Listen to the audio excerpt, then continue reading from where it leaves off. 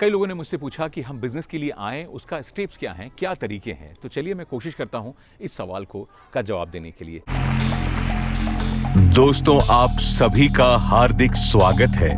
मैं हूं आपका साथी, आपका दोस्त। मेरा नाम है प्रियांशु झा।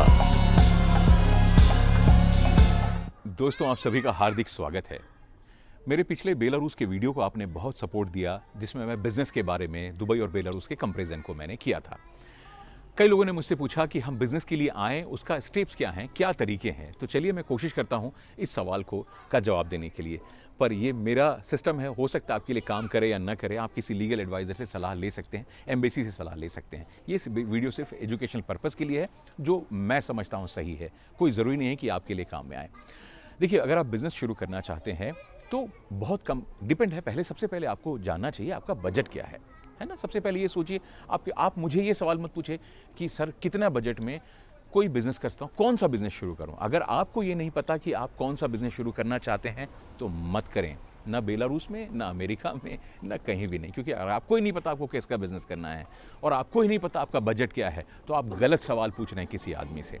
आपको पता होना चाहिए कि भाई मेरे पास इतने रुपए हैं और मैं ये बिज़नेस करना मुझे आता है। क्योंकि बेलारूस में अगर आप छोटे बजट के बिज़नेस, देखिए बड़े बिज़नेस कर रहे हैं, महंगे बिज़नेस कर रहे हैं, तो आपके पास इतना पैसा होगा कि आप टैलेंट को हायर कर लेंगे।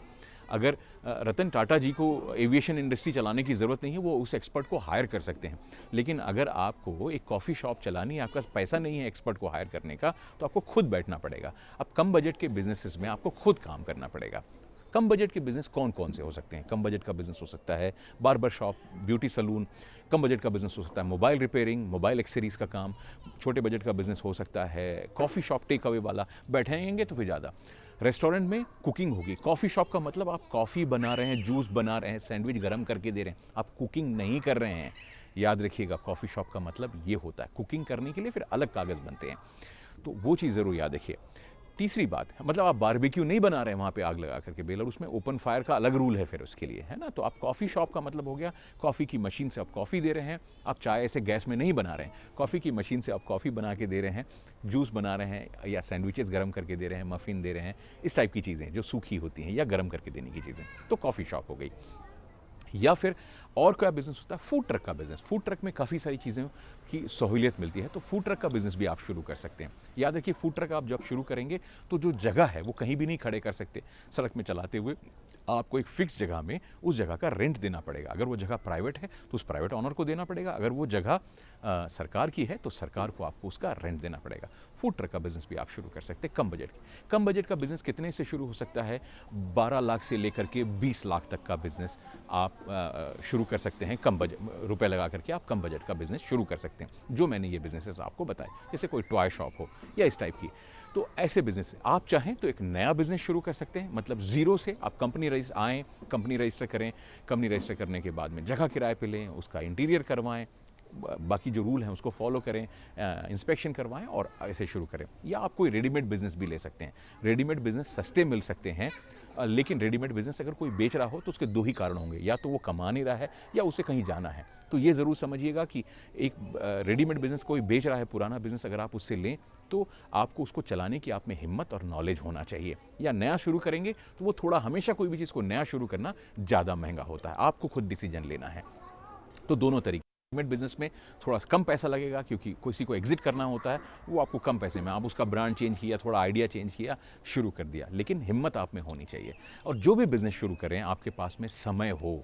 कोई भी बिज़नेस पहले दिन से प्रॉफिट नहीं देता। 6 महीने का बैकअप आपके पास होना चाहिए। बल्कि गुजराती तो कहते हैं साल और 2 साल का होना चाहिए, पर फिर भी 6 महीने का ये बैकअप हो कि आप आएँ और आ करके आप अपने बिज़नेस को अपने पैसे से चला सकें। हाँ, अब आप पूछेंगे नई भाषा में कैसे करेंगे? हाँ, अगर आप किसी, और इन सभी बिज़नेस में आपको भी काम करना है। मतलब ये मत सोचिए कि मैं किसी को हायर करूँगा, क्योंकि अगर आप लोगों को हायर करेंगे, एक्सपर्ट को, तो उतनी तनख्वाह जितनी वो ले रहे हैं उतने में तो आपका पूरा प्रॉफिट ही चला जाएगा। तो आपने खुद काम करना है, वही सस्ते बजट के बिज़नेस में काम करना है आपको। ये समझिएगा, खुद काम करना है। अगर आपको बाल काटना नहीं आता तो सैलून मत खोलिए। मेकअप करना नहीं आता तो सैलून मत खोलिए। अगर आपको मोबाइल के कवर चढ़ाने नहीं आते या आपको स्क्रीन गार्ड लगाना नहीं आता तो एक्सेसरीज़ की दुकान मत खोलिए। अगर रिपेयर करना नहीं आता तो मोबाइल के रिपेयरिंग की शॉप मत खोलिए। वही काम कीजिएगा जो आपको खुद बैठ के करना आता हो। हाँ, आप किसी सहायक को रख सकते हैं क्योंकि स्टूडेंट कम सैलरी पे भी काम करते हैं। बेलारूस में भी स्टूडेंट होते हैं जो विदेश के नहीं बात कर रहा हूँ, बेलारूस के भी गाँव से आए, दूसरे शहर से आए हैं, वो कम पैसे में भी काम कर लेते हैं।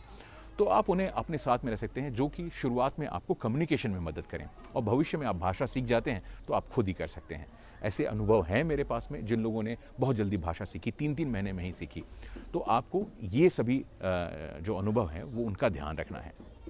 अगली बात ये है कि आएँ कैसे? देखिए, आएँ कैसे? जो पाकिस्तान के हमारे भाई हैं उन सब के लिए वीज़ा बहुत कठिन है ना? तो आपने अपना वीज़ा का तरीका, आने के लिए आपको 2 तरीके हैं। या तो आप अपने वीज़ा से आएँ, अपने शेंगन वीज़ा है तो भी आप, भारत और पाकिस्तान के लोग शेंगन वीज़ा से 30 दिन तक, मल्टीपल एंट्री होना चाहिए, ऑलरेडी ओपन होना चाहिए, और जितने पीरियड के लिए आप बेलारूस में रहने वाले तब तक वो वैलिड होना चाहिए। अगर है तो आप शेंगन वीज़ा से भी 30 दिनों के लिए बेलारूस आ सकते हैं। अपना प्रोसेस कीजिए, हालांकि उस विजिट में आप रेसिडेंस परमिट अप्लाई नहीं करते, एग्जिट कीजिए, फिर वापस आइए।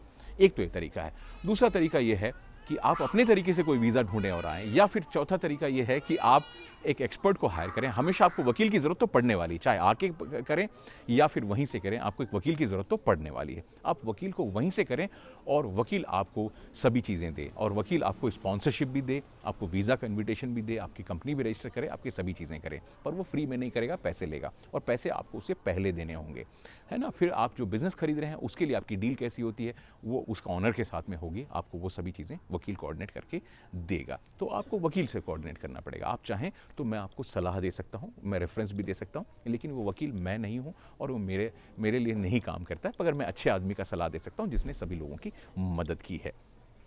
तो आप उनसे सलाह ले सकते हैं जो कि आपको बड़ा क्लीन और ट्रांसपेरेंटली आपके लिए काम कर सकते हैं। तो एक तो ये बात हो गई। अब लोग मुझसे पूछेंगे कि ऐसा ना हो कि वकील हमें पहले बुला ले और हम वहाँ पहुँच करके हम उसे पैसे दे दें। देखो दोस्त, ऐसा पहले हो चुका है। बहुत सारे नंबरी और बदमाश लोगों ने, क्योंकि उनके पास वीज़ा की तरीका नहीं था, तो उन लोगों ने वकीलों का बड़ा फ़ायदा उठाया। उन्होंने बड़े बड़े वादे किए और एक्चुअली आकर के या तो वो इलीगल इमिग्रेंट थे या वो कुछ जुगाड़ में लगे हुए थे। तो वकीलों ने जिनको बुलाया वो अब आकर के उन्होंने बदमाशी की, है ना? मैं आपको एक जोक समझाता हूँ। एक आदमी समोसे की दुकान पे गया और समोसे की दुकान पे जाकर के पूछा, भाई 5 समोसे कितने के हैं? तो बोला, भाई 5 समोसे 5 रुपए के, 25 रुपए के हैं। और बोला, भाई चटनी? बोले चटनी फ्री है। चटनी फ्री है? अच्छा। तो उसने बोतल निकाली, बोला, भाई ये 2 लीटर चटनी भर दो, वो तो मुफ्त है ना। तो आप वही कर रहे हैं। किसी ने कहा कि मैं आपको बिज़नेस खरीदेंगे तो मैं आपको इन्विटेशन फ्री दूंगा या आप मेरी सर्विसेज लेंगे, तो आपने कहा जो फ्री है वही दे दे, है ना? तो ये जो बदमाशी है हमारे जो लोग कर रहे हैं उससे यहाँ के लोग अभी धाप चुके हैं। तो आपने उसे उसकी फ़ीस देनी होगी और आपके साथ कॉन्ट्रैक्ट करना पड़ेगा। आप उसे सेवाएं लेंगे, उसकी फ़ीस देंगे, तभी आप कीजिएगा। मतलब ये जो, क्योंकि ये नंबरी वाले कागज़ हैं और ये नंबरी वाले कार्यक्रम आप सब समझ चुके हैं, तो ये सभी नहीं करना है। सीधे रास्ते अपनाइए, आप बिज़नेस कीजिए। बिज़नेस तभी कीजिए जब आपको वो बिज़नेस करना आता हो, क्योंकि बिज़नेस के कागज़ कोई बना देगा, कोई खरीद के दिखा देगा, पर बिज़नेस चला के कोई नहीं देगा आपको। बिज़नेस आपको खुद चलाना होगा और 6 महीने का बैकअप लेके चलिए। 6 महीने आपको अपने जेब के पैसे से चलाने को तैयार रहना पड़ेगा। भाषा सीखनी पड़ेगी। अगर आप वहाँ रह के भी भाषा सीख सकते हैं, रशियन भाषा चलती है बेलारूस में, बेलारूशियन सीखने की ज़रूरत नहीं है। रशियन भाषा आप सीख करके वहाँ से भी आएँ तो भी आपके काम आ सकता है, वो आपके लिए इनफ होगा। थोड़ा यूट्यूब से सीखिए, किसी को पैसे देने की ज़रूरत नहीं है। और ये तरीका हो सकता है, या तो आप खुद आएँ, एक वकील करें, या फिर वहाँ से अगर आपको वीज़ा की स्पॉन्सरशिप भी चाहिए, ये सभी चीज़ चाहिए, तो वकील को आप वहीं से हायर करें। हो सकता है वो आप पावर ऑफ अटर्नी से बना सकते हैं, या आधा काम वो करे, वो बुलाए, आपका वकील आपको गाइड करेगा। बिज़नेस करने के ये तरीके आपके लिए हो सकते हैं। एक चीज़ याद रखिए, बेलारूस में सही वीज़ा का सही इस्तेमाल कीजिए। याद रखिए, बिज़नेस करना है, बिज़नेस के वीज़ा से आइए। अगर आप टूरिज़्म के लिए आ रहे हैं तो टूरिस्ट वीज़ा टूरिज़्म के लिए, टूरिस्ट वीज़ा बिज़नेस करने के लिए नहीं है। टूरिस्ट वीज़ा आपको बिज़नेस करने की अनुमति नहीं देता। याद रखिए, टूरिस्ट वीज़ा से आप बिज़नेस नहीं कर सकते हैं। तो याद रखिए, टूरिस्ट वीज़ा पे आके बिज़नेस करने की, यानी याद रखिए, जो वीज़ा जिस काम का है उसी पर्पज़ के लिए इस्तेमाल कीजिए। बेलारूस में ये हौच पौच और मिक्स और झूठ बोलने का कार्यक्रम मत कीजिएगा। आप अपने जीवन को परेशानी में डालने वाले हैं। सीधा रास्ता अपनाइए, आपका काम सीधे तरीके से होगा। तो शायद ये जानकारी आप सभी के काम आई हो। अगर काम आई हो तो आप कमेंट में लिखिएगा और लिखिए आप और कौन सी जानकारी पाना चाहते हैं। अगले वीडियो में मैं उस सब्जेक्ट में वीडियो बनाने की कोशिश करूंगा। आप सभी का हार्दिक स्वागत है बेलारूस में। मिलेंगे आप सभी से अगले वीडियो में। तब तक के लिए जय हिंद, दस विदानियाँ, चाओ चाओ।